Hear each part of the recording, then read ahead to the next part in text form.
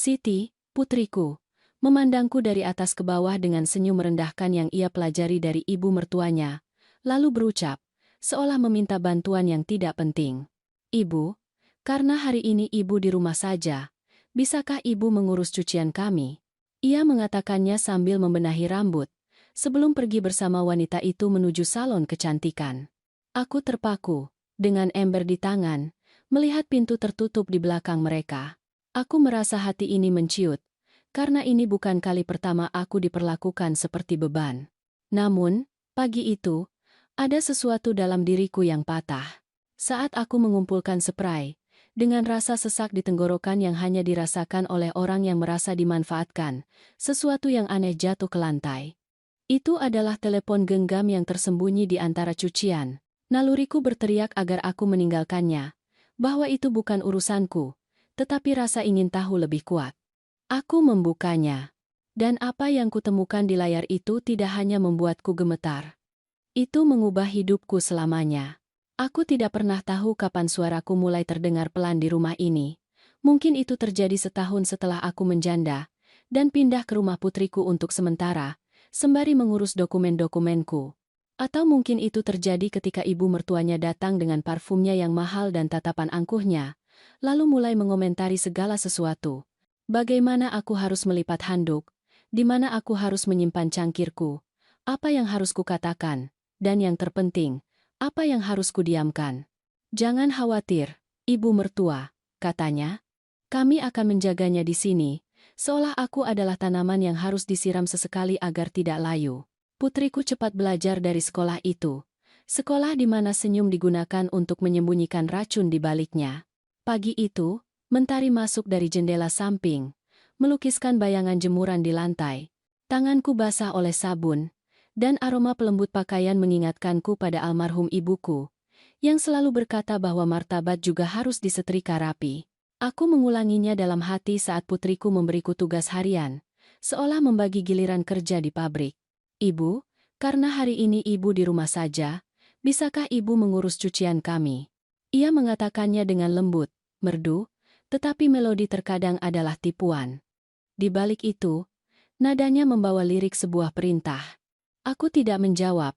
Di usiaku, aku belajar bahwa terkadang dia menghindari api, meskipun terkadang juga menyulutnya. Aku melihatnya keluar bersama ibu mertuanya menuju salon. Aku mendengar tawa mereka menuruni tangga, pintu menutup, gema lift menelan percakapan mereka.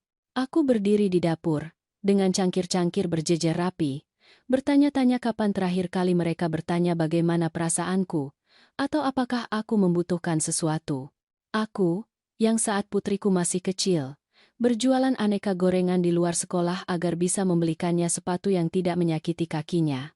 Aku, yang menghitung uang logam untuk membeli gas dan mengarang resep agar masakan sederhana terlihat mewah. Kapan aku berubah menjadi orang yang mencuci, yang memasak, yang menghalangi?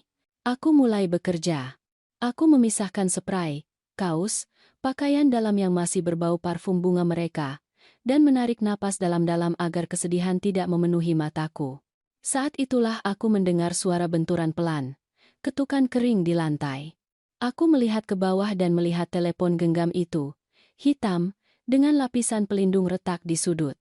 Tentu saja itu bukan milikku. Aku masih menggunakan telepon dengan huruf besar, yang memungkinkanmu membaca tanpa kacamata jika kamu meregangkan lengan sedikit. Yang ini lebih baru, lebih berat, dan memiliki pelindung berkilauan yang disukai putriku. Aku mengambilnya seperti orang yang memegang ular di leher, dengan hati-hati agar tidak lupa bahwa ia menggigit. Aku hendak meletakkannya di atas meja, tetapi telepon itu bergetar di tanganku. Sebuah pesan masuk dan yang lain menyusul di belakangnya, seolah terburu-buru untuk tiba. Notifikasi yang berkedip, percakapan terbuka, nama ibu mertua di atas, dengan hati merah di sampingnya. Biarkan saja, Dewi, kataku pada diri sendiri, itu bukan milikmu. Aku berjalan 2 langkah, tetapi rasa ingin tahu adalah benang yang menarik dari dalam. Dan ketika seorang wanita merasa ada sesuatu yang tidak beres, tidak ada apapun yang bisa menghentikannya. Aku menggeser jari. Layar menyala tanpa meminta kata sandi. Di situ aku tahu bahwa itu bukan ponsel utama putriku. Itu tampak seperti perangkat cadangan, tempat persembunyian, sebuah rahasia. Aku membaca pesan-pesan terakhir. Awalnya, kata-kata lepas, dokumen, tanda tangan, notaris. Kemudian, kalimat-kalimat lengkap yang membuat lututku lemas. Kita harus segera mengurus rumah sebelum bulan Desember. Jangan sampai dia tahu. Bilang saja itu urusan bank. Adikku sudah bicara dengan bapak yang mengurus kontrak. Jantungku berdebar kencang. Rumah itu. Rumahku. Yang kubeli dengan kerja keras selama 40 tahun dan perhitungan yang cermat, di mana setiap batu bata memiliki namaku dan nama almarhum suamiku terukir dalam diam. Aku terus membaca, seperti orang yang tahu bahwa apa yang akan terjadi akan menyakitkan, tetapi tetap tidak bisa berhenti melihat. Bagaimana kalau dia menyulitkan? Tanya putriku. Jawaban ibu mertua menusuk seperti pisau dingin. Kamu menangis sedikit padanya. Bilang kamu menyayanginya, bahwa ini demi kebaikannya. Di usia kamu, orang tidak mengerti dokumen dengan baik. Berpura-pura saja kamu tidak tahu apa-apa. Aku merasa sesak napas. Aku bersandar di bak cuci piring dan menghitung sampai 10 agar tidak pingsan. Sabun terlepas dari tanganku dan jatuh dengan bunyi plop tumpul ke dalam ember. Di usiamu, penghinaan tertulis itu, kekejaman yang berbalut kepalsuan, kata-kata yang menelanjangiku dari pikiran, dari kemauan, dari sejarah. Pesan lain. Dari nomor yang kuingat di luar kepala. Anak laki-lakiku. Kapan urusan pengalihan itu beres? Aku butuh 39 juta rupiah untuk urusan mobil. Atan gagantaiman kapulahakakan kadir. Punamutili. Ibu mertua menjawab. Tanda tangan notaris dulu, baru dibagikan. Sudah kita bilang 39 juta rupiah untuk kamu. 32.500.000 rupiah untuk salon dan renovasi, 15.600.000 rupiah untuk urusan pindahan, sisanya untuk biaya administrasi. Sisanya. Berapa sisanya dari rumah yang bernilai lebih dari semua yang telah kutangisi? Tanganku terasa panas. Bukan karena sabun, tetapi karena ketidakberdayaan. Anak-anakku sendiri menghitung atap rumahku dengan dinginnya orang yang membuat daftar belanjaan. Aku memejamkan mata. Aku mendengar napasku. Jangan menangis, Dewi. Aku memerintah diriku sendiri. Jangan di depan siapapun. Bahkan di depan sabun sekalipun. Aku membuka laci tempat aku menyimpan sarung tangan karet. Aku memakainya dengan ketenangan yang tidak kurasakan. Nenekku berkata bahwa ketika seorang wanita akan melewati badai, ia harus menyisir rambutnya terlebih dahulu. Aku, sebaliknya, memakai sarung tangan. Itu adalah caraku menahan getaran. Lalu aku melihat foto di obrolan, ruang tamuku, sofa bungaku, rak dengan bingkai emas, dan sebuah komentar. Harus ganti selera kuno ini. Kalau sudah jadi milik kita, buang semua, milik kita. Kata itu menghantamku seperti pintu di wajah. Aku mengerti dalam sedetik bahwa senyum putriku setiap pagi selaras dengan frekuensi yang sama dengan ibu mertuanya. Suara yang manis, nada yang tepat untuk menundukkan. Senyum yang menyembunyikan racun. Aku meletakkan telepon tertelungkup di atas meja. Keheningan menjadi bulat, hampir memberatkan. Dalam kekosongan itu aku mendengar suaraku sendiri, suara yang dulu, yang tidak meminta izin untuk ada. Aku tidak akan membiarkannya, kataku pelan. Dan meskipun aku belum tahu bagaimana atau dengan siapa, aku tahu bahwa wanita yang masuk ke dapur ini sebagai pelayan tidak akan keluar dengan cara yang sama. Seseorang baru saja terbangun dalam diriku. Seseorang yang tidak bisa dikendalikan dengan parfum atau wajah manis. Seseorang yang belajar bertahan hidup dengan menghitung uang logam dan sekarang akan menghitung hal lain. Hari-hari yang tersisa sampai martabat kembali ke rumahku. Kata orang, spray menyimpan mimpi orang yang tidur di dalamnya. Aku, sebaliknya, menemukan bahwa mereka juga bisa menyembunyikan mimpi buruk. Hari itu, saat aku mengumpulkan lipatan cucian yang lembab, aku terkejut betapa beratnya mereka. Aku tidak bicara tentang katun atau sabun. Aku bicara tentang beban tak terlihat dari rahasia yang tersembunyi dalam lipatan sebuah keluarga. Dan aku baru saja akan mengangkat yang paling mengerikan dari semuanya. Aku membungkuk untuk menggoyangkan sarung bantal ketika aku merasakan sesuatu yang keras. Sesuatu yang tidak seharusnya ada di sana. Aku merogoh kain dan menemukan persegi panjang yang dingin. Telepon yang sudah kulihat jatuh. Perangkat yang seolah menunggu saat yang tepat untuk mengungkapkan dirinya. Aku mengambilnya, meletakkannya di atas tumpukan, dan sejenak mencoba meyakinkan diri bahwa aku tidak boleh membukanya lagi. Tetapi keheningan rumah begitu besar sehingga seolah mengundangku. Lakukan, ungkapkan apa yang tersembunyi di antara kita. Jam dinding menunjukkan pukul 11 dan setiap dentangnya bergema di tulangku. Aku duduk di tempat tidur, dengan spray yang masih kusut, dan kembali menggeser jari di layar. Kali ini bukan pesan yang menyambutku, melainkan sebuah galeri foto. Ruang tamuku, dapurku, kamarku, semuanya difoto seolah-olah itu adalah panggung yang siap untuk dihancurkan. Di salah satu gambar, ibu mertua berpose berdiri di samping lemari makanku, menunjuk dengan jari ke sudut tempat aku menyimpan panci tanah liat. Teks di bawahnya mengatakan, "Di sini kita bisa meletakkan kulkas baru. Yang lama dibuang." Yang lama, kata itu menggores dadaku, karena mereka tidak hanya membicarakan perabotan, mereka membicarakanku. Aku menggeser layar dan muncul sebuah video. Putriku, darah dagingku sendiri, duduk di depan meja dengan dokumen-dokumen. Aku mendengarnya berkata, "Jika kita menandatangani ini sebelum Desember, semuanya akan atas nama kita." Ibu tidak akan menyadarinya. Dia pikir itu hanya surat kuasa untuk bank. En segara, arufuran andermakum pekan gara, marenatara nagaran dermakuntana cana, notaris, tidak terlihat tetapi hadir melalui suaranya, menjawab, cukup dengan tanda tangannya. Dia adalah pemilik yang sah, tetapi di usianya dia tidak banyak bertanya. Anda bimbing saja dia. Aku merasa tempat tidur menelanku. Itu bukan imajinasiku. Itu adalah rencana terstruktur, dengan kaki tangan, dengan langkah-langkah yang jelas, dan aku adalah orang terakhir yang mengetahuinya.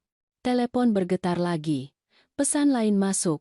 Jangan lupa kalau ibu itu sendirian. Suaminya sudah tidak ada untuk membelanya. Jadi lebih mudah, aku memejamkan mata. Aku melihat wajah almarhum suamiku.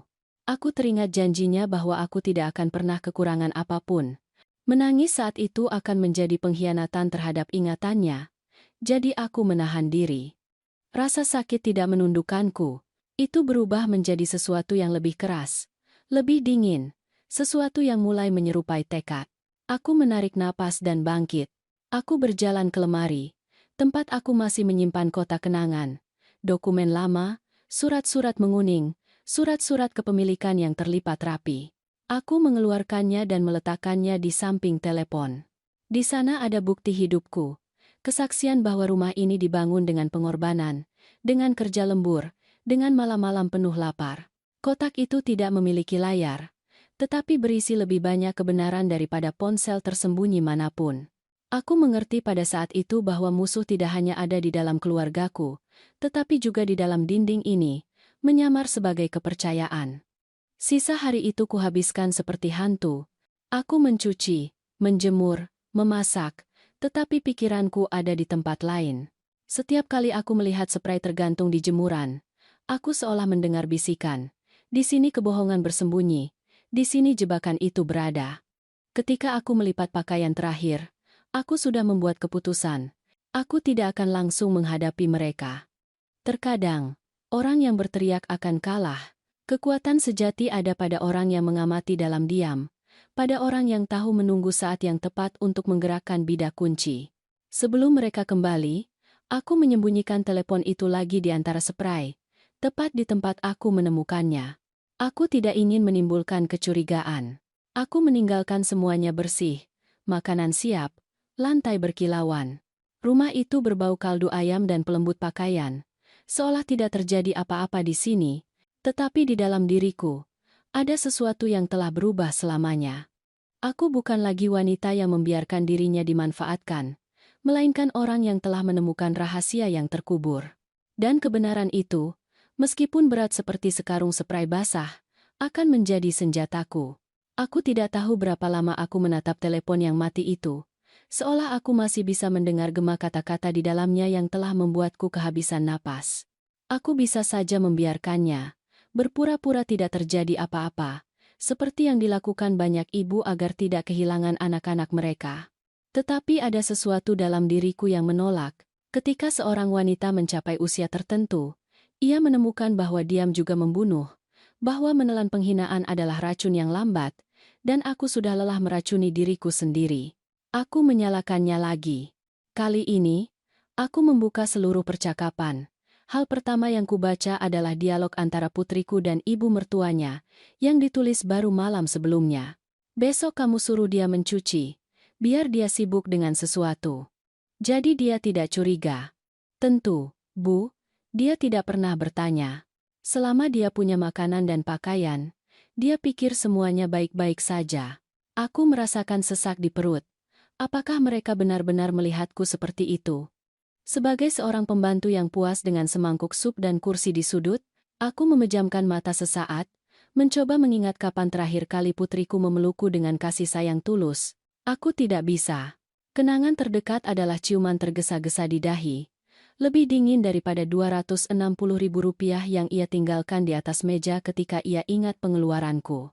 Aku terus membaca, dan setiap pesan adalah pisau. Jangan lupa ambil perhiasan dari peti. Bilang kamu meminjamkannya untuk pernikahan. Ya, besok aku lakukan. Toh, dia sudah tidak ingat lagi apa yang dia miliki. Perhiasanku, yang kuwarisi dari ibuku, yang kusimpan terbungkus sapu tangan Brenda, berbau kapur barus dan kenangan. Itu bukan hanya batu dan logam. Itu adalah sejarah garis keturunanku, satu-satunya kemewahan yang bertahan selama bertahun-tahun kerja dan kemiskinan. Aku merasa tanah tempatku berpijak hilang. Satu hal adalah dimanfaatkan, hal lain adalah dihapus, sepotong demi sepotong, seolah-olah aku tidak pernah ada. Dan kemudian muncul namanya, anak laki-lakiku. Anak yang, kupikir, masih bisa menyelamatkanku dengan sedikit kesetiaan. Layar menunjukkan pesannya dengan kejelasan yang kejam. Sudah berhasil dia suruh tanda tangan. Aku butuh uang itu segera. Mobil tidak bisa menunggu. Jawaban ibu mertua datang segera. Sabar, nak. Semua ada waktunya. Si tua itu. Bukan ibu, bukan nyonya, bukan ibu Dewi. Hanya si tua itu. Aku menelan ludah karena kata itu tersangkut seperti batu di tenggorokanku. Aku tidak pernah membayangkan bahwa seorang anakku bisa merujuk kepadaku dengan cara seperti itu. Dan yang terburuk, ia tidak hanya mengatakannya, ia menerimanya, menormalisasikannya. Darahku, dagingku, bersekongkol melawanku seolah aku adalah beban sekali pakai. Jantungku berdetak begitu kencang sampai aku pikir tetangga akan mendengarnya. Aku bangkit tiba-tiba, berjalan berputar-putar di ruang tamu, dan harus bersandar di meja agar tidak jatuh. Apa yang salah kulakukan? Aku bertanya pada diri sendiri ribuan kali. Kapan aku membesarkan anak-anak yang mampu menjual ibunya demi beberapa juta rupiah? Di sudut kehidupan mana aku salah, sehingga cintaku berubah menjadi mata uang untuk barter? Aku tidak menemukan jawaban. Hanya air mata yang menolak keluar karena bahkan mataku tampak lelah menangis. Aku terus membaca. Ada pesan-pesan ejekan, percakapan di mana putriku menulis, hari ini dia lupa menaruh garam di sup. Hahaha, dia sudah tidak bisa berpikir jernih lagi. Dan ibu mertua menjawab, lebih buruk untuknya. Itu memberi kita lebih banyak alasan untuk mempercepat penandatanganan, agar dia tidak ikut campur dalam apapun.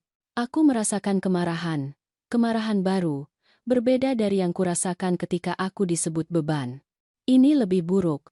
Itu adalah ejekan, dehumanisasi. Mereka tidak hanya berencana mengambil milikku, mereka juga merendahkanku, menjadikanku lelucon di layar bercahaya mereka. Aku, yang telah bekerja membersihkan rumah orang lain untuk membayar sekolah mereka, kini berubah menjadi mem pribadi kekejaman mereka. Aku terdiam, dengan ponsel di tangan, sementara matahari terbenam di balik jendela. Rumah mulai dipenuhi bayangan, seolah ia juga tahu bahwa sesuatu yang gelap telah terungkap. Dalam keheningan yang pekat itu, aku mendengar suaraku sendiri dalam bisikan, cukup sampai di sini. Itu bukan jeritan, bukan tangisan. Itu adalah sebuah pernyataan. Sesuatu di dalam diriku telah terbangun, sesuatu yang tidak akan membiarkan pelecehan lebih lanjut. Aku mematikan telepon dan menyimpannya kembali di tempat aku menemukannya, tetapi aku bukan lagi orang yang sama. Percakapan-percakapan itu telah menghancurkan hatiku, ya, Tetapi mereka juga telah menyalakan percikan yang akan segera menjadi api. Karena seorang ibu dapat menanggung banyak hal, kecuali menemukan, dalam tulisan yang jelas dan dingin, bahwa anak-anaknya sendiri telah menjadi algojonya. Kata orang, dinding mendengar, tetapi aku tidak pernah membayangkan bahwa mereka juga bisa menjadi kaki tangan dari rasa sakitku. Sore itu, saat aku berjalan di rumahku sendiri dengan ponsel tersembunyi di saku celemek, aku merasakan sensasi aneh, berjalan di tempat yang bukan lagi milikku. Setiap lukisan di dinding, setiap pot bunga di jendela, setiap perabotan yang kupilih bersama suamiku, tampak ditandai dengan label tak terlihat yang bertuliskan segera dijual. Aku berhenti di depan lemari tempat aku menyimpan perangkat makan porselen yang hanya kugunakan pada acara keluarga. Aku mengusap kaca dan merasakan dinginnya pengabaian. Aku ingat ketika kami membelinya dengan cicilan, lebih dari 20 tahun yang lalu, dan bagaimana suamiku bercanda, "Dewi, dengan perangkat makan ini kita akan makan malam seperti orang kaya." Kami tidak pernah kaya, tetapi di meja itu tidak pernah kekurangan makanan atau kasih sayang. Sekarang, dalam pesan-pesan telepon itu, putriku dan ibu mertuanya sudah memutuskan untuk menyingkirkan semuanya. Perangkat makan itu sudah tua. Lebih baik jual di pasar loak. Begitu mereka menulisnya, seolah-olah itu adalah benda biasa, tanpa sejarah, tanpa jiwa. Aku terus berjalan dan setiap sudut berbicara kepadaku. Sofa bunga tempat aku melihat cucu-cucuku mengambil langkah pertama mereka. Rak dengan bingkai emas yang menyimpan foto-foto pernikahan, syukuran, dan ulang tahun. Semuanya adalah bagian dari hidupku dan, pada saat yang sama, bagian dari inventaris orang lain. Karena dalam percakapan yang kubaca, mereka tidak lagi membicarakan rumahku, mereka membicarakan rumah mereka, tentang apa yang akan mereka modernisasi, tentang apa yang akan mereka buang agar terlihat cantik. Dan aku, di mana posisiku dalam renovasi impian mereka itu, aku menaiki tangga perlahan, seolah membawa beban. Di setiap anak tangga, ada kenangan. Anak-anakku berlari ketika mereka masih kecil, tersandung, tertawa. Kini tangga yang sama menjadi panggung rencana dingin dan terhitung untuk merenggut apa yang paling kujaga. Aku sampai di kamar utama dan membuka lemari. Di sana ada kotak dokumen, surat-surat kepemilikan, kwitansi, bukti pembayaran. Tanganku gemetar saat menyentuhnya. Itu seperti memegang benteng terakhir martabatku.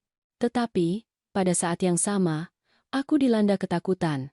Bagaimana jika mereka sudah berhasil memajukan urusan di belakangku? Bagaimana jika tanda tanganku dipalsukan di beberapa dokumen yang belum kulihat? Aku duduk di tempat tidur dan membuka kotak itu. Di sana ada surat kepemilikan asli, dengan namaku dan nama suamiku, bertanggal lebih dari 20 tahun yang lalu. Aku membaca setiap baris seolah itu adalah doa, seolah kata-kata itu bisa melindungiku dari pengkhianatan yang mengelilingiku. Tetapi ketenangan itu tidak berlangsung lama. Karena di ponsel, di antara tangkapan layar, ada dokumen yang dengan jelas bertuliskan, pengalihan hak kepemilikan. Dan di ruang tanda tangan, ada coretan yang mirip dengan milikku. Goresan yang bengkok, tetapi cukup untuk menipu siapapun. Aku merasa merinding. Itu bukan hanya rencana lagi. Itu adalah tindakan yang sedang berjalan. Aku bangkit tiba-tiba dan berjalan di kamar seperti binatang buas di kandang. Bagaimana mereka bisa? Aku mengulanginya berkali-kali. Bagaimana mereka bisa mengambil tanda tanganku, namaku, sejarahku dan menggunakannya melawanku? Air mata kali ini tidak tertahan. Aku menangis dalam diam, memeluk surat kepemilikan asli di dadaku, seperti orang yang memeluk anak yang hilang. Rumah itu berbau parfum lavendelku, kayu tua perabotan, kenangan yang tidak muat dalam rupiah atau surat kepemilikan palsu, tetapi pada saat yang sama berbau pengkhianatan. Aku melihat diriku di cermin lemari. Bayangan itu mengembalikan seorang wanita dengan mata bengkak, rambut beruban yang berantakan, dan napas tersengal-sengal. Untuk sesaat aku merasa kalah, seolah aku tidak punya kekuatan lagi untuk melawan, tetapi kemudian aku teringat kata-kata ibuku. Rumah lebih dari sekadar dinding. Itu adalah tempat di mana kamu memutuskan apakah kamu adalah pemilik dirimu sendiri atau budak orang lain. Dan kalimat itu menyalakan sesuatu dalam diriku. Ya, mereka bisa mencoba mencuri dinding, perabotan, dokumen. Tetapi yang tidak bisa mereka ambil dariku adalah kemauan untuk berjuang. Aku menyimpan surat kepemilikan itu dalam tas kain dan menyembunyikannya di tempat rahasia yang hanya aku yang tahu. Telepon kembali ke tempat persembunyiannya di antara spray. Ketika aku selesai, aku berdiri di tengah ruangan, menarik napas dalam-dalam. Di luar, burung-burung berkicau seolah tidak terjadi apa-apa, tetapi aku bukan lagi orang yang sama. Karena hari itu, saat aku berjalan di rumahku sendiri dengan hati hancur, aku mengerti bahwa jika aku tidak segera melakukan sesuatu, aku akan berakhir menjadi tamu di rumah yang kubangun sendiri. Dan dengan kepastian pahit itu, aku tahu bahwa saatnya telah tiba untuk merencanakan dalam diam. Aku pikir aku sudah melihat semuanya. Kupikir pesan-pesan kejam dari putriku dan ibu mertuanya adalah pukulan paling dalam yang bisa diterima seorang ibu. Tetapi sore itu, ketika aku menyalakan telepon lagi dan terus membaca, aku menemukan sesuatu yang menghancurkanku menjadi ribuan keping. Anak laki-lakiku juga terlibat dalam pengkhianatan itu. Awalnya, kupikir itu adalah pesan-pesan terpisah. Salah paham. Aku ingin meyakinkan diri bahwa ia tidak tahu besarnya apa yang mereka rencanakan, bahwa mungkin ia hanya bingung, tetapi kenyataan menghantamku dengan dinginnya sember air es. Aku melihat nomornya berulang kali, dengan kata-kata yang tidak menyisakan keraguan. Sudah berhasil dia suruh tanda tangan? Aku butuh 39 juta rupiah itu segera. Mobil tidak bisa menunggu. Dan jawaban ibu mertua yang tak kenal ampun. Ya, nak, tenang, bagianmu aman. Begitu kita punya tanda tangan, bagianmu akan dilunasi. Aku membaca dan membaca ulang percakapan itu. Anak ibu mertua, bukan anakku. Wanita lain itu yang memanggilnya dengan sayang sementara aku diubah menjadi si tua yang menghalangi. Aku merasakan tusukan di dada yang memaksaku untuk duduk, karena di sana ada buktinya. Tertulis dengan huruf hitam di atas putih berkilauan. Anak laki-lakiku tidak hanya tahu, ia juga menghitung rupiah yang akan keluar dari penjualan rumahku sendiri. Aku menatap layar sampai air mata mengaburkan mataku. Aku ingat ketika ia masih kecil dan sakit flu. Aku berlari di malam hari, meskipun aku bekerja 2 shift, untuk membawakannya sirup dan menyelimutinya dengan satu-satunya sweater tebal yang kami miliki. Aku ingat bagaimana ia bergelayut di rokku ketika ia takut dan berkata, "Ibu, bersamamu tidak ada hal buruk yang terjadi padaku." Dan kini, anak yang sama, yang telah menjadi pria, menjualku kepada penawar tertinggi. Seharga 39 juta rupiah, tidak lebih tidak kurang. Cintaku direduksi menjadi angka yang muat di layar. Rasa sakit bercampur dengan amarah. Aku bangkit dan berjalan di ruang tamu, mengepalkan tangan. Apa gunanya begadang semalaman? Pengorbanan, sepatu yang usang, ulang tahun tanpa kue karena uang tidak cukup. Aku melakukan semuanya agar mereka memiliki masa depan yang lebih baik. Dan kini masa depan itu mereka bangun dengan mengorbankan diriku. Telepon bergetar lagi. Pesan baru, kali ini dari putriku. Jangan lupa kita harus melakukan ini dengan cepat. Ibu mudah depresi dan jika dia curiga bisa merusak semuanya. Dan jawaban anak laki-lakiku adalah paku di peti matiku. Suruh dia tanda tangan sekarang. Dia selalu menurut. Dia terbiasa patuh. Patuh. Kata itu membakar kulitku seperti api. Begitukah mereka melihatku? Sebagai wanita tanpa suara? Robot dapur yang menuruti perintah tanpa membantah? Aku merasa sesak napas. Aku berjalan ke jendela dan melihat ke jalan. Tetangga-tetangga berlalu lalang seperti biasa. Anak-anak bermain sepeda mereka. Tukang roti mengumumkan dagangannya. Dan aku, di balik kaca itu, sedang mengalami kehancuran yang tidak dapat dibayangkan oleh siapapun. Aku ambruk di kursi ruang makan. Aku tidak menangis. Aku tidak berteriak.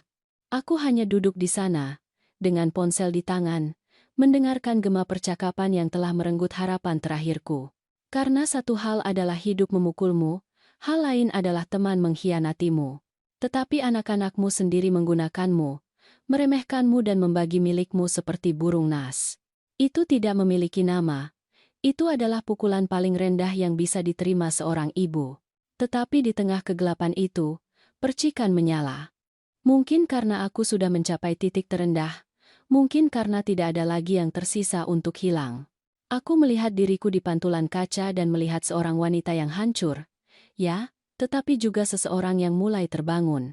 Pengkhianatan itu merenggut air mataku, tetapi juga memberiku kepastian. Tidak ada jalan kembali. Jika mereka mampu menjual rumahku, aku mampu mempertahankannya. Hari itu aku mengerti. Tidak ada rasa sakit yang lebih buruk daripada menemukan bahwa darah dagingmu sendiri bersekongkol melawanku. Tetapi aku juga mengerti bahwa, terkadang, pengkhianatan yang paling pahit adalah yang memberimu kekuatan terbesar. Dan aku akan membutuhkan semua kekuatan di dunia untuk apa yang akan terjadi. Aku selalu percaya bahwa diam itu seperti pisau bermata dua.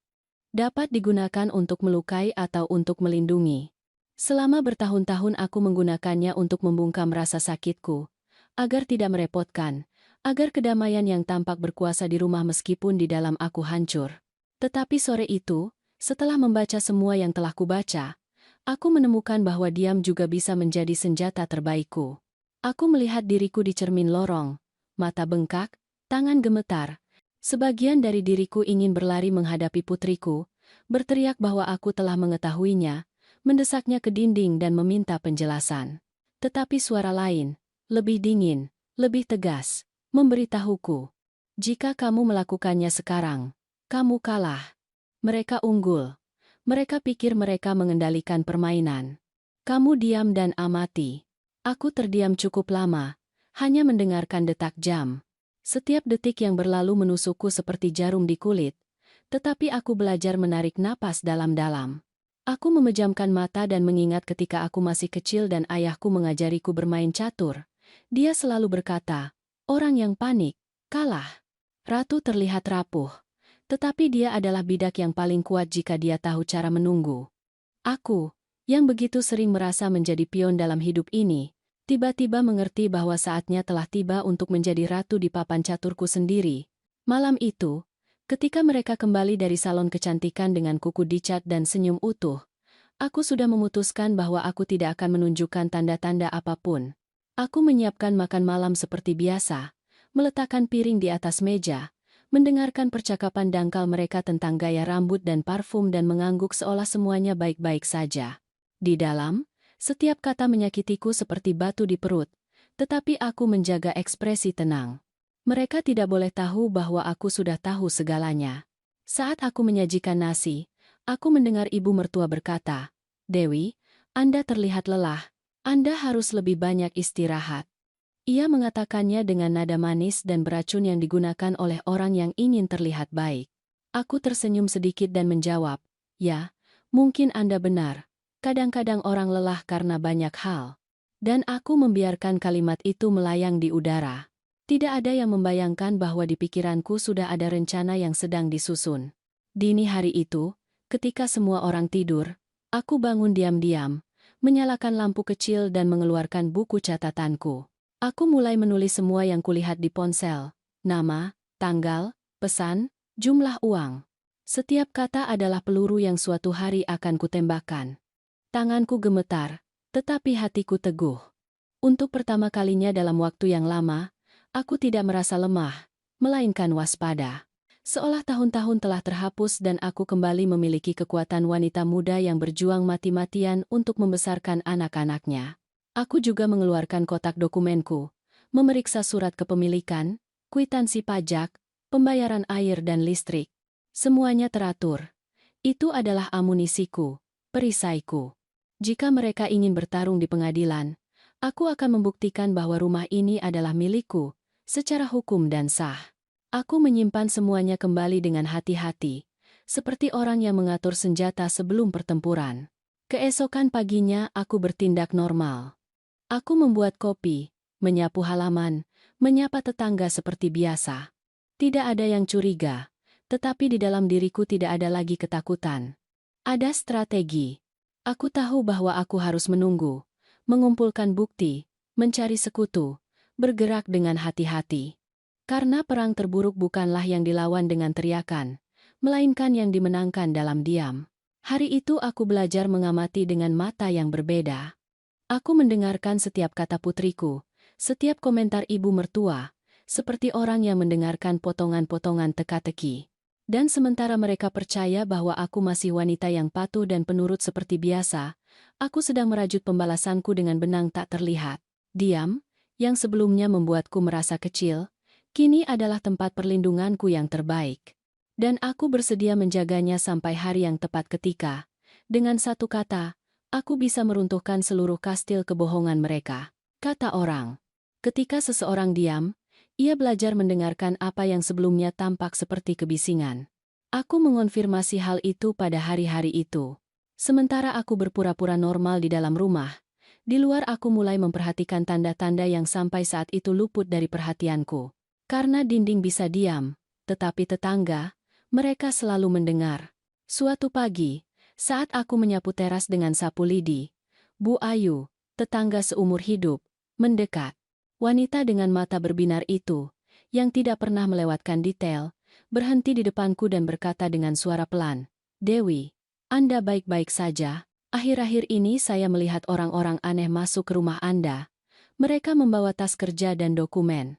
Saya pikir mereka dari bank, tetapi saya punya firasat buruk." Aku merinding. Jadi itu bukan imajinasiku. Benar-benar ada gerakan aneh. Aku menjawab dengan senyum yang dipaksakan. "Saya baik-baik saja, Bu Ayu. Anda tahu, masalah keluarga." Ia menatapku seperti orang yang tahu bahwa aku tidak mengatakan seluruh kebenaran, tetapi ia tidak memaksa. Ia hanya menaruh tangannya di bahuku dan menambahkan, "Jangan biarkan diri Anda diinjak, kawan. Di usia Anda pantas istirahat, bukan masalah." Kata-katanya menemaniku sepanjang hari. Dan saat aku memasak aku mengerti bahwa mungkin aku tidak sendirian seperti yang kupikirkan. Terkadang, sekutu datang dari tempat yang paling tidak terduga. Beberapa hari kemudian, sekutu tak terduga lainnya muncul. Bapak Budi, teman almarhum suamiku. Ia selalu tertutup. Seorang pria berkumis tebal dan bertopi laken yang biasanya mampir untuk menyapa di sore hari. Kali ini, bagaimanapun, ia datang dengan kening berkerut. "Ibu Dewi, maaf saya ikut campur. Tetapi baru-baru ini saya bertemu dengan putri Anda dan wanita itu, ibu mertuanya. Mereka bertanya tentang seorang notaris yang saya kenal.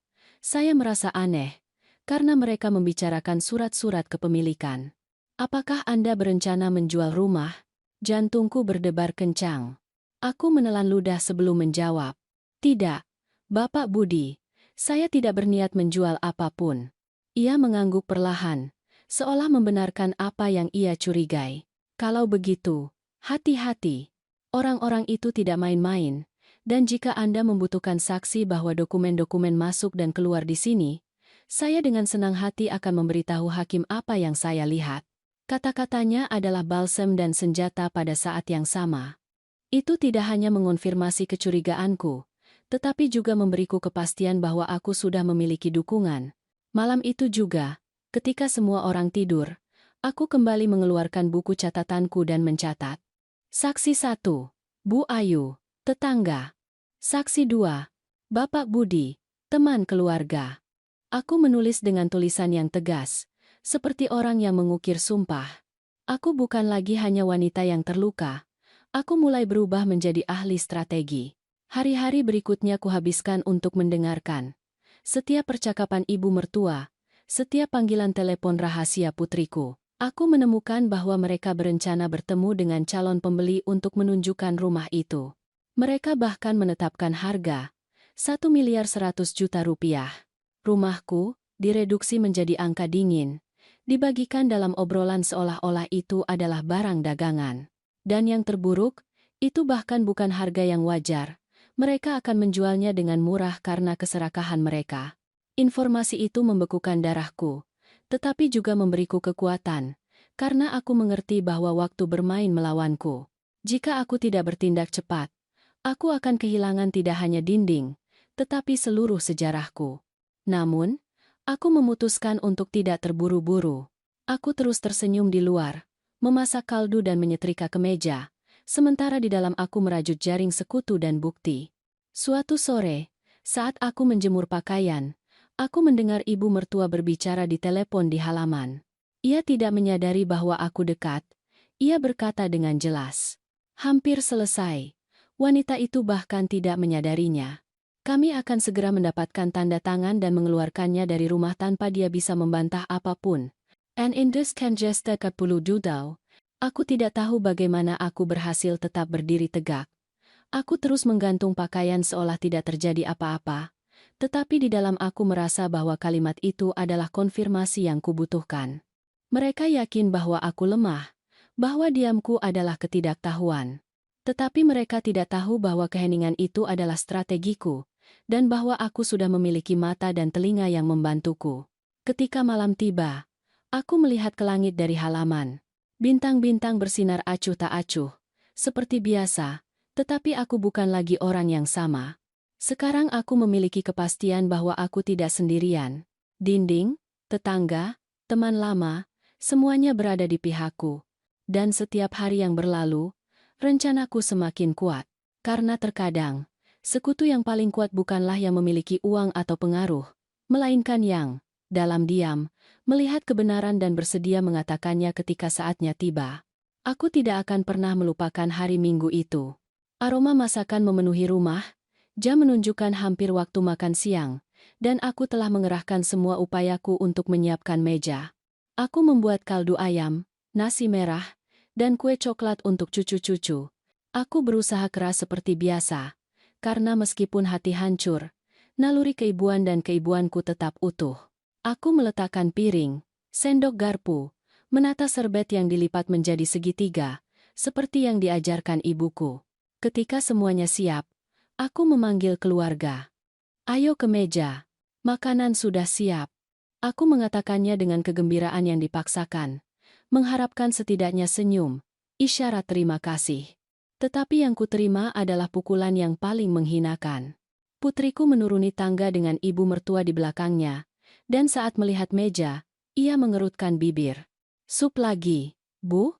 Kami sudah bilang anak-anak tidak suka. Ibu mertua duduk di kepala meja dan menambahkan dengan nada beracunnya yang menyamar sebagai kebaikan. Aduh, Dewi, Anda harus istirahat. Lebih baik biarkan orang lain yang memasak. Anda sudah melakukan cukup banyak dalam hidup. Sekarang tempat Anda di dapur. Tetapi untuk hal-hal sederhana, bukan untuk kerumitan ini. Aku terpaku. Tempatku ada di dapur. Seolah aku adalah perabotan. Seolah aku tidak punya hak untuk duduk bersama mereka. Aku mencoba menjawab dengan tenang. Saya hanya ingin menyiapkan sesuatu yang enak untuk semua orang. Antar nama. Dan Nain, apa belaksihan benam.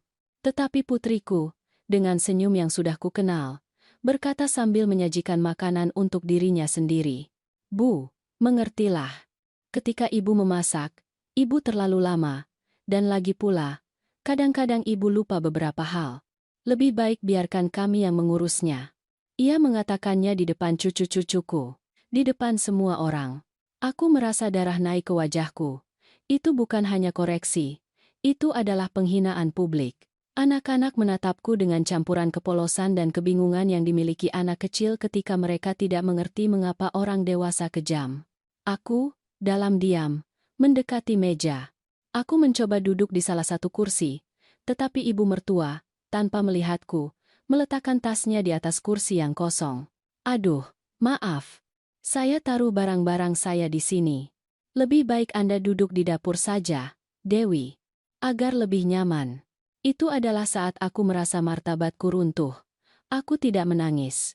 Aku tidak berteriak. Aku hanya berjalan menuju dapur. Aku duduk di kursi kayu di samping kompor dan mendengarkan tawa dan percakapan dari jauh.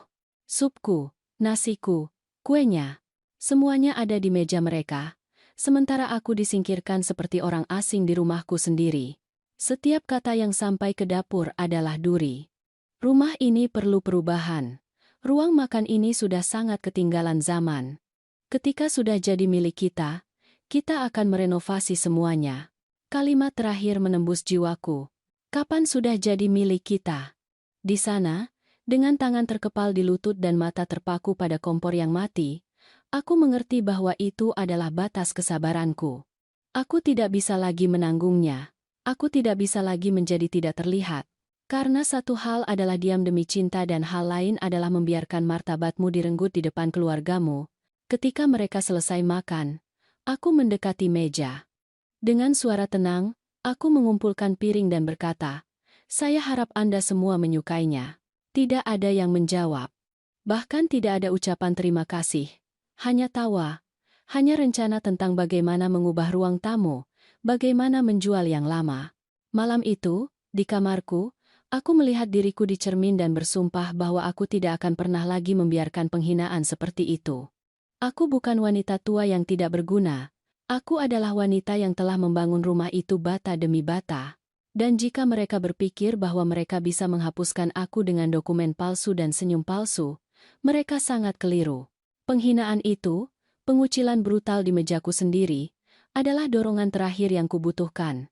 Karena terkadang, agar seorang wanita terbangun, pengkhianatan tersembunyi tidak cukup. Perlu didorong ke dalam kehampaan. Dan aku sudah jatuh. Sekarang aku hanya perlu bangkit. Malam itu aku tidak tidur. Aku berbaring di tempat tidur, dengan mata terbuka, menatap langit-langit seolah aku bisa membaca masa depan diretakan. Setiap kata penghinaan, setiap ejekan dalam pesan, setiap isyarat penghinaan, bergema di kepalaku seperti lonceng yang pecah. Tetapi yang paling menyakitiku bukanlah kekejaman putriku atau keserakahan ibu mertua. Itu adalah pengkhianatan anak laki-lakiku sendiri. Luka itu tidak akan pernah sembuh. Namun, saat kegelapan menyelimutiku, aku merasakan sesuatu yang baru. Ketenangan. Ketenangan yang aneh, dingin, seperti yang datang sebelum badai. Aku tidak lagi takut. Aku tidak lagi menangis. Aku telah mengerti bahwa aku tidak bisa terus menunggu keajaiban. Keadilan tidak akan datang dengan sendirinya. Aku harus membangunnya dengan tanganku sendiri. Saat fajar menyingsing, aku bangun perlahan, seperti orang yang telah merencanakan saat itu selama berabad-abad. Aku menyimpan surat kepemilikan asli dalam tas kain, bersama dengan semua kwitansi, faktur, dan bukti pembayaran. Aku memeriksa setiap dokumen dengan kehati-hatian seorang ahli bedah, karena aku tahu bahwa itu akan menjadi perisai. Setelah itu, aku mengeluarkan buku catatan tempat aku mencatat semua yang telah kutemukan. Pesan, nama, jumlah. Buku catatan itu adalah belati tersembunyiku. Langkah selanjutnya lebih menyakitkan. Aku masuk ke kamarku dan mengamati foto-foto keluarga. Pernikahan, ulang tahun, acara syukuran. Aku menurunkannya satu persatu. Aku tidak bisa membiarkan para pembeli atau anak-anakku sendiri mengolok-olok kenangan itu juga. Aku menyimpan foto-foto itu dalam kotak dan menyembunyikannya di sudut yang tidak akan terpikirkan oleh siapapun untuk dicari. Aku tidak menangis. Aku tidak punya air mata lagi, hanya tekad. Kemudian aku mulai menyiapkan rumah. Tetapi bukan untuk mereka. Aku memasak sedikit tempe dan tahu, membersihkan meja, membiarkan dapur bersih tanpa celah. Aku ingin semuanya terlihat normal, karena sandiwara harus berlanjut sampai babak terakhir. Ketika aku keluar ke halaman, aku melihat burung-burung beterbangan di atas pohon bougainville. Aku menarik napas dalam-dalam dan berpikir, inilah saatnya. Aku mengambil selembar kertas putih dan spidol tebal. Dengan tangan yang teguh aku menulis. Perhitungan selesai. Dan kesabaranku juga. Menempelkannya di pintu utama seperti menandatangani pengunduran diriku dari kepatuhan, dari ketundukan, dari keheningan. Itu adalah teriakanku yang tertulis. Peringatan terakhirku. Sebelum keluar, aku memastikan untuk mengunci semua kamar penting. Aku menyimpan dokumen-dokumen di tasku, mengenakan selendang gelap dan berjalan ke jalan tanpa menoleh ke belakang.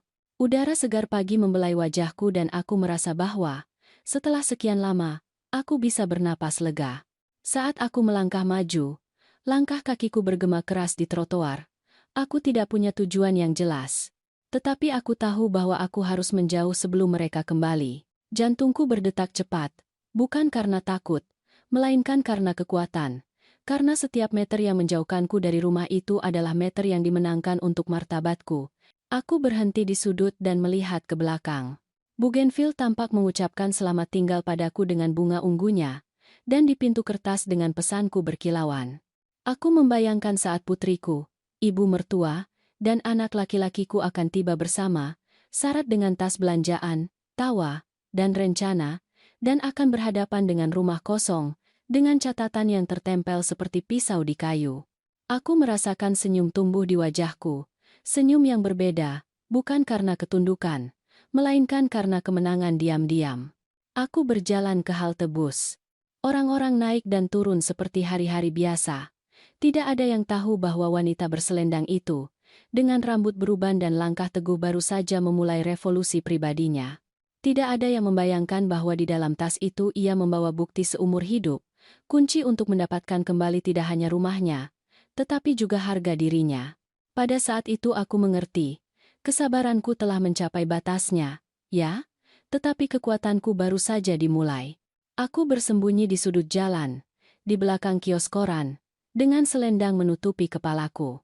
Itu bukan pengecut, itu adalah strategi. Aku ingin melihat dengan mata kepala sendiri saat mereka kembali dan menghadapi kebenaran. Tanganku berkeringat di dalam tas tempat aku menyimpan dokumen dan buku catatanku, tetapi jantungku berdetak dengan irama yang berbeda. Itu bukan lagi ketakutan. Itu adalah ketenangan yang penuh dengan kekuatan. Jam menunjukkan pukul 6 sore ketika aku melihat mobil parkir di depan rumah. Putriku, ibu mertua, dan anak laki-lakiku turun, syarat dengan tas belanjaan, dengan tawa berisik yang selalu mereka bawa setelah menghabiskan uang yang bukan milik mereka. Ibu mertua adalah yang pertama menyadari ada sesuatu yang aneh. Pintu dikunci. Mengapa begini? Padahal kita biarkan semuanya terbuka, katanya, mengerutkan kening. Putriku mencari di tasnya, mengeluarkan kunci dan mencoba membuka, tetapi kunci itu tidak berfungsi. Aku tahu mengapa. Aku telah menggantinya di pagi hari, sebelum keluar. Aku melihat bagaimana frustrasi menguasai wajahnya. Ini tidak mungkin. Apa yang ibu lakukan? Kemana dia pergi? Apa yang akan kita lakukan sekarang? Lalu anak laki-lakiku melangkah maju, mendorong pintu dengan kuat, seolah dengan tubuhnya ia bisa memaksa kayu untuk mematuhinya. Tidak ada hasil. Rumah itu menolak. Saat itulah ibu mertua memperhatikan kertas putih yang ditempel dengan selotip. Ia merobeknya dan membacanya keras-keras. Perhitungan selesai. Dan kesabaranku juga. Keheningan yang mengikuti lebih keras daripada teriakan apapun. Aku melihat bagaimana putriku terpaku, dengan bibir terbuka. Anak laki-lakiku mengumpat dan menendang pintu. Ibu mertua meremas kertas di tangannya sampai kusut, matanya berkilat marah. Wanita tua licik itu telah menemukan kita. Ia meludah dengan racun. Putriku memegang kepalanya. Tidak mungkin. Di mana dia? Aku, dari tempat persembunyianku, mengamati adegan itu seolah melihat sebuah drama. Itu aneh. Selama berbulan-bulan aku merasa kecil. Tidak berarti, bayangan di rumahku sendiri. Dan sekarang, melihat mereka putus asa, aku mengerti bahwa kekuasaan telah berpindah tangan. Mereka adalah yang rentan, bukan aku. Anak laki-lakiku memeriksa dengan ponsel di tangan, menelepon berulang kali. Nada dering berbunyi, tetapi aku mematikannya dan menyimpannya jauh. Ibu mertua berteriak perintah. Cari dia. Dia tidak mungkin jauh. Dia pasti membawa sesuatu. Dia pasti punya dokumen-dokumen itu. Keputusasaan membongkar mereka. Mereka tidak khawatir tentangku, tentang kesejahteraanku. Tidak. Yang mereka pedulikan hanyalah dokumen, rupiah, rumah.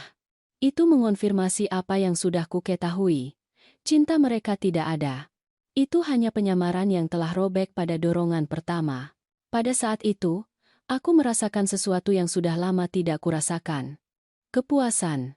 Seperti ketika setelah bertahun-tahun pelecehan, akhirnya kamu bisa berkata pada dirimu sendiri, aku tidak dikalahkan. Aku melihat mereka berjalan mondar-mandir, menelepon tetangga, mengetuk pintu, bertanya apakah mereka melihatku. Tidak ada yang bisa menjawab. Bu Ayu keluar dengan celemeknya dan berkata kepada mereka, saya tidak tahu di mana Ibu Dewi, tetapi saya melihatnya keluar pagi-pagi dengan tas dan sangat yakin pada dirinya sendiri. Suaranya memiliki nuansa keterlibatan. Aku, dari jauh, berterima kasih dalam diam. Akhirnya, setelah hampir 1 jam berteriak dan berdebat, mereka menyerah. Ibu mertua, merah karena marah, meremas kertas dengan pesanku dan melemparkannya ke tanah. Ini tidak akan berakhir begitu saja. Jika dia berpikir dia menang, dia salah. Putriku menangis, mengulang, apa yang akan kita lakukan tanpa tanda tangannya? Apa yang akan kita lakukan? Anak laki-lakiku, marah, memukul kap mobil dan berkata, "Semuanya hancur. Tanpa itu tidak ada uang, tidak ada mobil, tidak ada apa-apa." Aku, dengan jantung berdebar kencang, berbalik dan berjalan perlahan menuju halte bus. Tidak ada yang melihatku. Tidak ada yang curiga bahwa aku berada di sana, menyaksikan setiap gerakan, setiap kata. Hari itu aku mengonfirmasi bahwa terkadang kemenangan terbaik bukanlah berteriak atau memukul, melainkan membiarkan musuhmu runtuh sendiri di hadapan bukti bahwa mereka sudah tidak memiliki kendali. Dan aku telah mendapatkan kembali segalanya. Diamku, strategiku, martabatku. Mereka selalu mengatakan bahwa keadilan itu lambat, tetapi pasti datang. Aku belajar bahwa, terkadang, kita harus membantunya menemukan jalan. Setelah meninggalkan rumahku kosong dan mengamati keputusasaan mereka yang ingin melihatku hancur, aku tahu bahwa saatnya telah tiba untuk mengambil langkah selanjutnya. Melarikan diri saja tidak cukup. Aku harus menutup luka dengan pukulan telak. Aku langsung pergi ke kantor notaris, tempat mereka masih menyimpan salinan surat kepemilikanku. Notaris, seorang pria serius dengan rambut perak, langsung mengenaliku. "Ibu Dewi, sungguh kejutan. Ada perlu apa Anda berkunjung?" Aku mengeluarkan tas dengan dokumen-dokumenku dan meletakkannya di atas mejanya. Saya datang untuk melindungi apa yang menjadi milik saya. Saya telah menemukan bahwa seseorang mencoba memalsukan tanda tangan saya dan mengambil alih rumah saya. Pria itu mengangkat alis. Terkejut. Ia memeriksa dokumen-dokumenku satu persatu.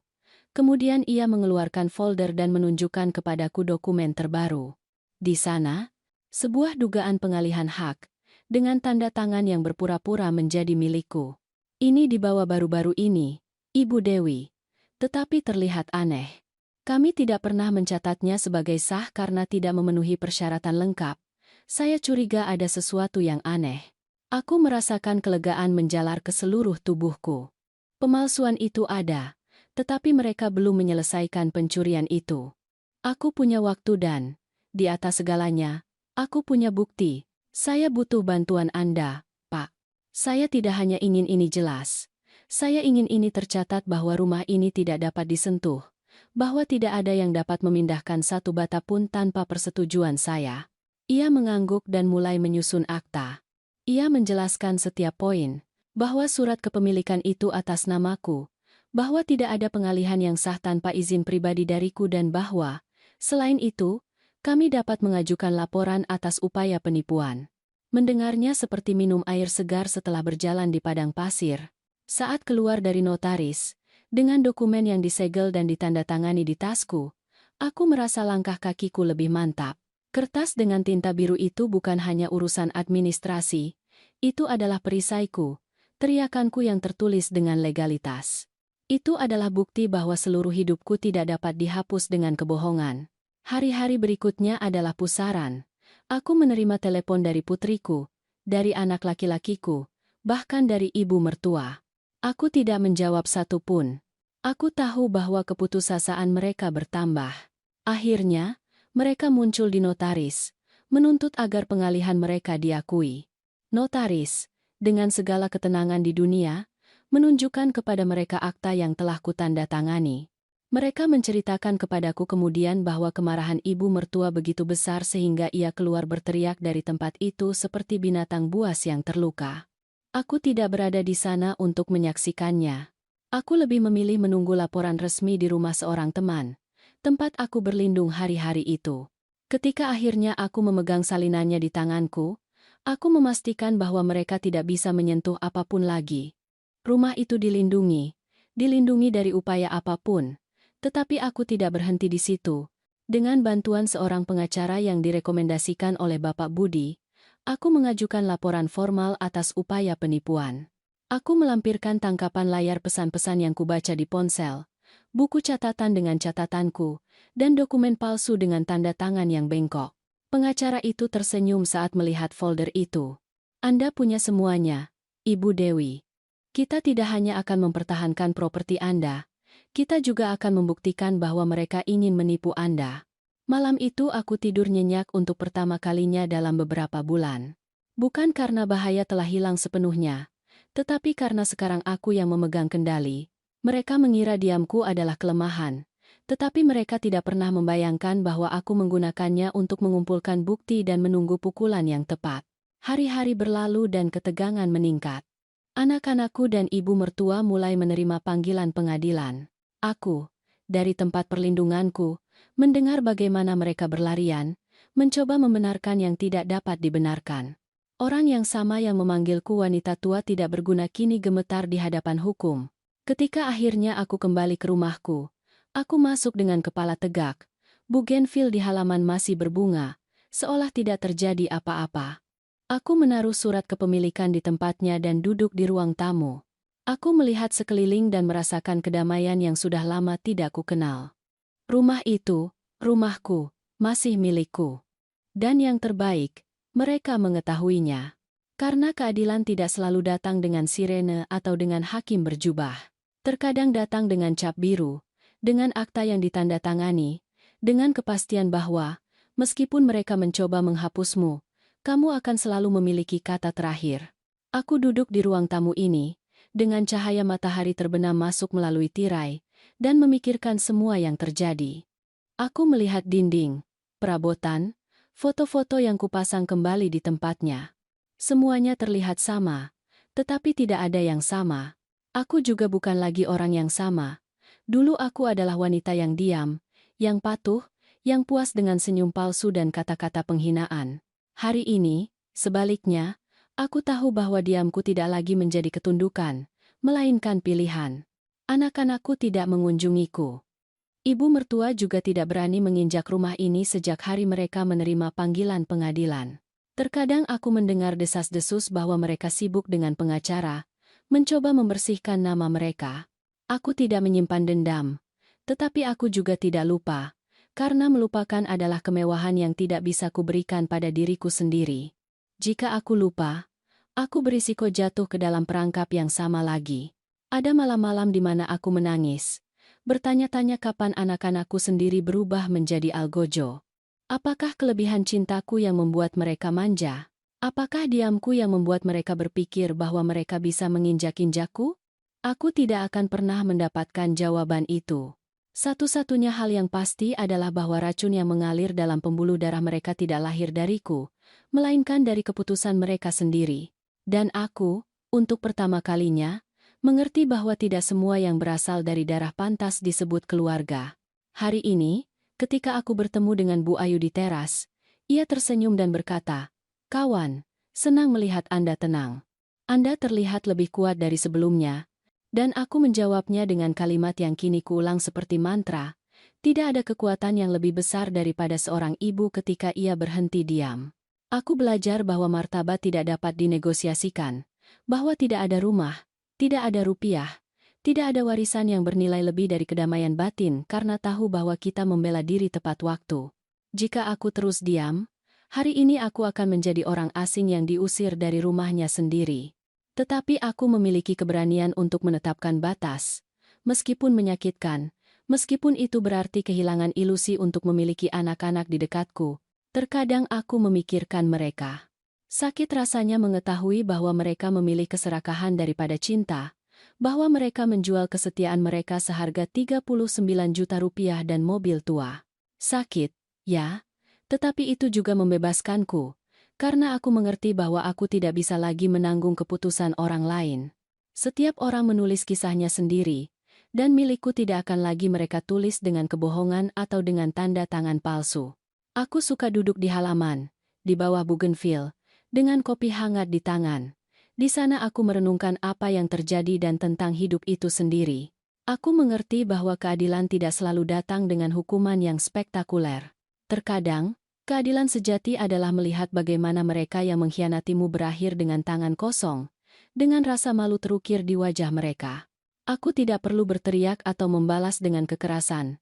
Aku hanya butuh kesabaran, bukti, dan ketegasan untuk tidak menyerah. Aku ingin memperjelas sesuatu jika ada yang mendengarkan cerita ini. Darah tidak selalu menjamin cinta. Apa yang benar-benar membangun keluarga adalah tindakan, kepedulian, rasa hormat timbal balik. Seorang ibu dapat memberikan segalanya, tetapi ketika ia menemukan bahwa segalanya itu membunuhnya secara perlahan, Ia memiliki hak dan kewajiban pada dirinya sendiri untuk mengatakan cukup. Anak-anakku akan belajar pelajaran mereka, cepat atau lambat, mungkin dengan hukum di atas mereka. Mungkin dengan beban hati nurani mereka sendiri, karena hidup selalu menagih. Dan tidak ada utang yang lebih mahal daripada pengkhianatan terhadap seorang ibu. Aku tidak perlu menghukum mereka. Hukuman itu sudah mereka bawa di dalam. Mereka tahu bahwa mereka kehilangan aku, bahwa keserakahan mereka merebut hal yang paling berharga yang mereka miliki. Aku, sebaliknya, memenangkan sesuatu yang tak ternilai harganya. Aku mendapatkan kembali suaraku, dan selama aku masih bernapas, suara itu tidak akan diam lagi. Karena seorang ibu yang bangkit setelah dikhianati bukan lagi korban, ia adalah seorang pejuang.